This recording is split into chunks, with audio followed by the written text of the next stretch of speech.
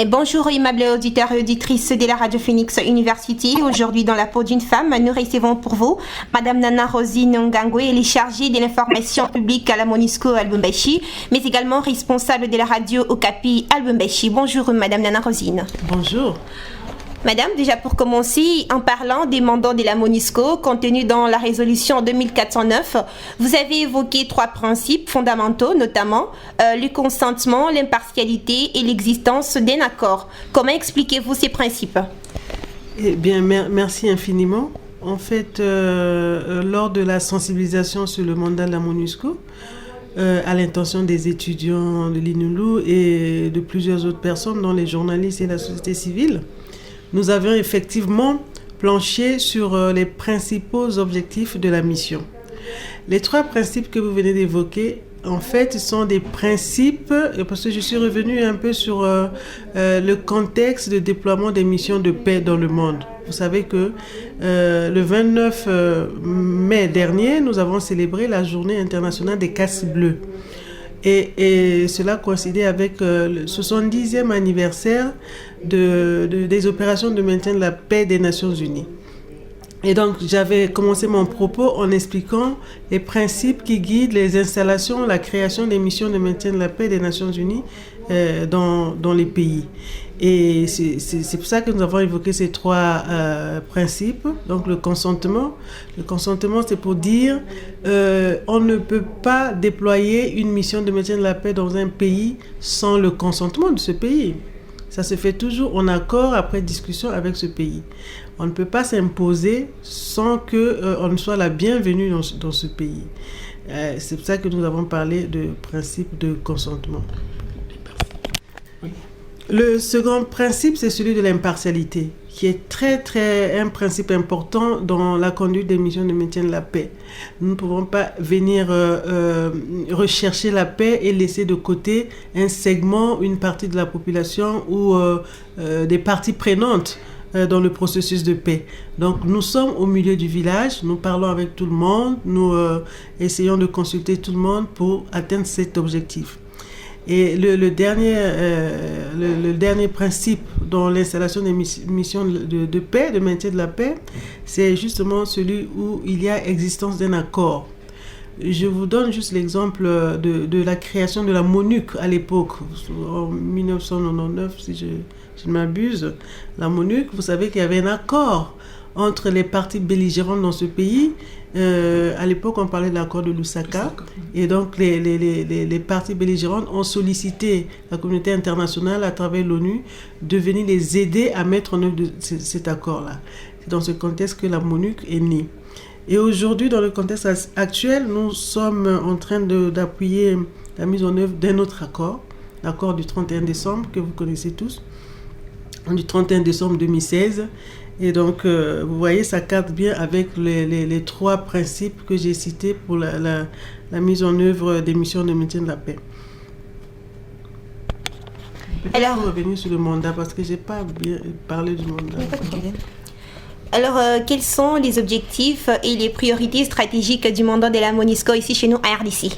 Merci infiniment. Et comme vous devez le savoir, ça fait pratiquement 2 mois bientôt, c'est au mois de mars, que le Conseil de sécurité des Nations Unies a renouvelé le mandat de la MONUSCO. Chaque année, et c'est un exercice qui se passe chaque année, le mandat est renouvelable tous les ans. Et cette année-ci, le Conseil a confié 2 missions prioritaires à la MONUSCO. La première mission concerne celle de la protection des civils. Et si vous avez l'habitude de voir les résolutions des Nations Unies ces dernières années, la protection des civils est au cœur du mandat de la MONUSCO. C'est la première priorité de la mission.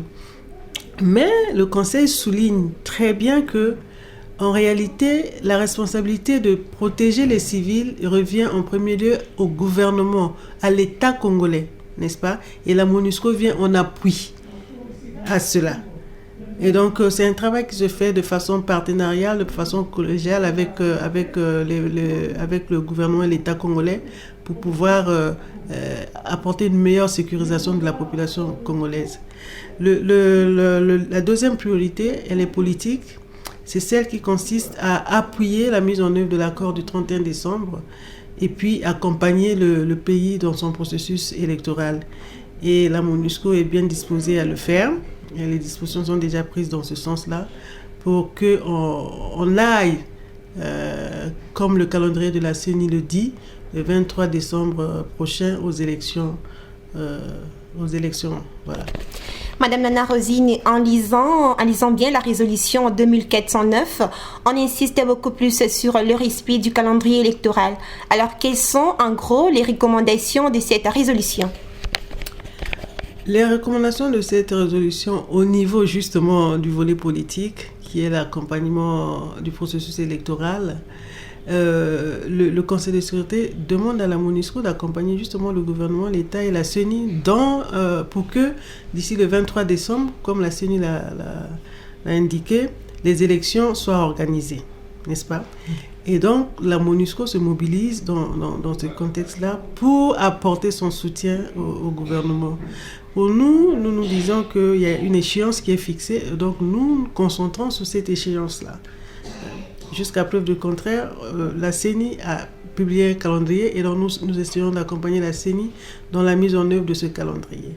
Et c'est ce que nous faisons de façon quotidienne et aussi au niveau du leadership de la mission avec Madame Leila Zerougui qui est le chef de la mission maintenant, qui à travers les bons offices essaie de faire à ce que les prescrits de l'accord du 31 décembre soient respectés, notamment dans les volets de décrispation politique.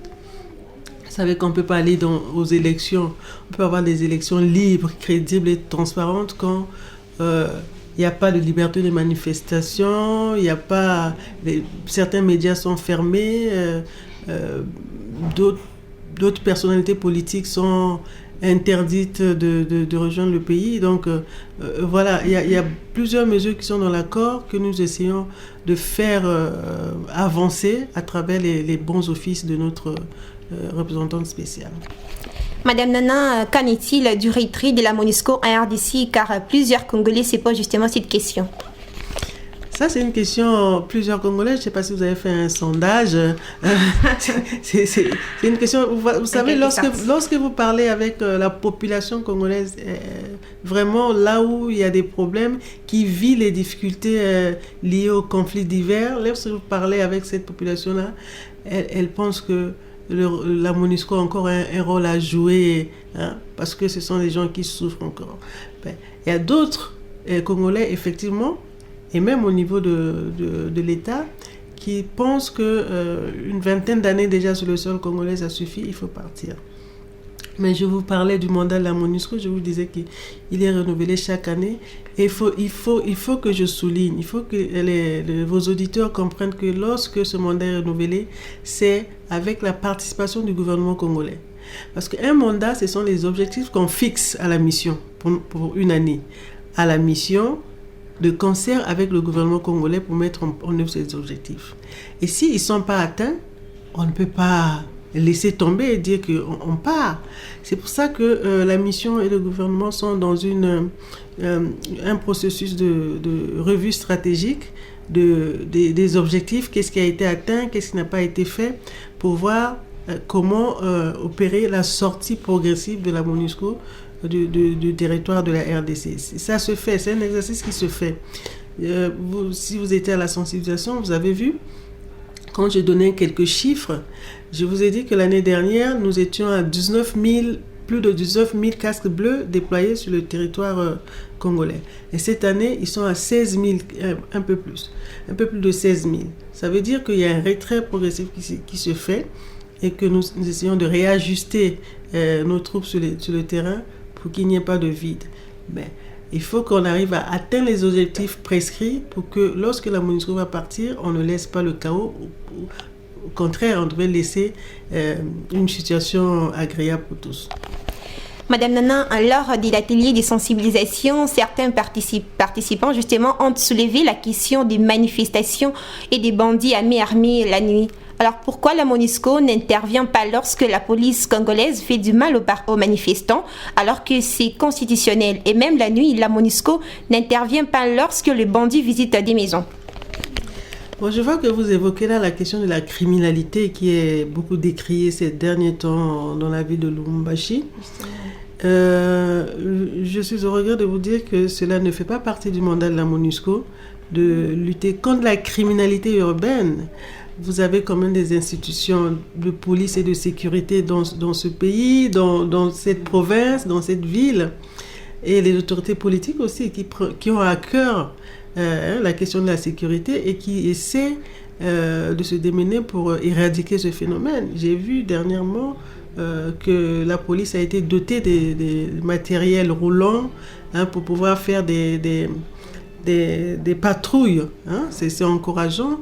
Dernièrement, lorsque nous avons célébré la journée des casques bleus, il y a le vice-gouverneur qui était ici, qui a lancé un message à l'endroit de la MONUSCO, demandant à ce que la MONUSCO prête main forte pour essayer d'éradiquer ce phénomène. Je crois que vous avez aussi vu que nous avons des collègues de la police de la MONUSCO qui travaillent de concert avec la police nationale congolaise. C'est vrai que les défis sont immenses, mais je crois que les autorités provinciales prennent à cœur ce problème et s'ils sollicitent l'aide de la MONUSCO, on ne peut pas s'empêcher de les aider dans la mesure de nos capacités. Il faut savoir que les policiers de la MONUSCO ne sont pas armés, donc ils ne peuvent pas aller sur le terrain pour lutter contre la criminalité urbaine en tant que telle. Donc nous ne pouvons que faire notre travail d'appui, de soutien aux forces qui sont déjà là, légalement constituées du pays, pour juguler ce problème. Peut-être la dernière question, la bonne foi, l'inclusivité, la transparence sont les quelques mots justement que l'on trouve dans les recommandations. Alors qu'est-ce que les auditeurs de la Radio Phoenix Université peuvent retenir de ces termes, la bonne foi, l'inclusivité et la transparence? Et ça, c'est au niveau du processus électoral, une fois de plus. Parce que, vous savez, on ne peut pas mener un processus politique sans la bonne foi. Les gens prennent des engagements, signent des documents et puis dans la mise en œuvre, on se rend compte que ce n'est pas effectif. Et donc c'est pour ça que le Conseil a appelé à la bonne foi des acteurs politiques du pays pour que les engagements soient respectés, pour que les élections soient inclusives, qu'il y ait tout le monde, toute personne qui est habilitée à y participe, qu'on ne mette pas des entraves pour que le processus soit transparent. Parce que c'est ça, la transparence, c'est ça qui accorde une crédibilité aussi à une élection. Et donc, le Conseil appelle, et au niveau de la MONUSCO localement, notre leadership aussi continue à appeler pour que ces principes soient effectivement respectés. Pour terminer complètement, auriez-vous un mot à ajouter? Bon, je me rends compte qu'au fur et à mesure que nous avançons dans les séances de sensibilisation, qu'il y a beaucoup d'attentes au niveau de la population congolaise en ce qui concerne le mandat de la mission des Nations Unies sur place ici. Il y a beaucoup de voix qui se lèvent pour dire la MONUSCO ne fait rien, la MONUSCO ne joue pas son rôle, la MONUSCO ne sert à rien. Mais je pense qu'il faut être assez réaliste et objectif pour voir d'où nous sommes partis et où nous sommes arrivés maintenant. Bon, moi j'ai quand même eu je ne pas un privilège, j'ai été dans ce pays depuis les premières heures du processus de paix, notamment avec les négociations de Sun City, lorsque je travaillais avec l'ancien président du Botswana, Ketumile Masire, paix à son âme. Donc moi je pense que beaucoup de choses ont quand même évolué dans ce pays. Tout n'est pas parfait, il y a encore beaucoup de choses à faire. Et il est important de souligner la responsabilité des Congolais pour arriver à pacifier le pays. Je donne toujours un exemple dans les sensibilisations quand je dis est-ce qu'un casque bleu du Bangladesh, qui vient du Bangladesh, connaît mieux le terrain du Massissi que le FRDC? Non. Donc c'est pour ça qu'il est important de travailler ensemble en synergie avec les forces politiques et sécuritaires locales et la MONUSCO vient en appui à celle-là. Si les Congolais demandent à ce que la MONUSCO soit sur tous les fronts, en ce qui concerne, j'ai même vu les gens reprocher à la MONUSCO de ne pas faire des efforts quand il y a des épidémies de choléra, par exemple. Mais ça ne dépend pas de la MONUSCO. Lorsqu'il y a un incendie quelque part, je vois les gens, mais la MONUSCO n'était pas là. Ça, c'est pas le rôle de la MONUSCO. Donc, je voudrais lancer un appel aux Congolais de faire confiance à leurs forces de défense et de sécurité. C'est vrai que c'est pas parfait, mais c'est à eux qui revient le rôle de sécuriser tout le monde, y compris nous au niveau de la MONUSCO. C'est à eux qui revient ce rôle. Ce n'est pas parfait, mais nous essayons de travailler ensemble pour y arriver.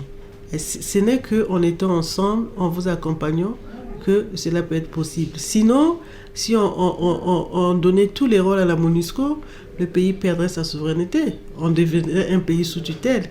Et je sais que les Congolais sont fiers de leur souveraineté et ils ne peuvent pas transiger là-dessus. Donc, je crois que il faut que les Congolais encouragent aussi leurs gouvernants, parce que c'est vous qui les élisez, hein. C'est les Congolais qui les élisent, hein, à prendre en charge, à mettre en œuvre les promesses, hein, qu'ils font pendant les campagnes. Voilà ce que je peux dire. Et Madame Nana Rosine, nous rappelons que vous êtes responsable de la radio Kapi à Lubumbashi, mais également chargée de l'information publique à la MONUSCO. Nous vous disons merci d'avoir répondu au micro de la radio Phoenix Université. Je vous remercie.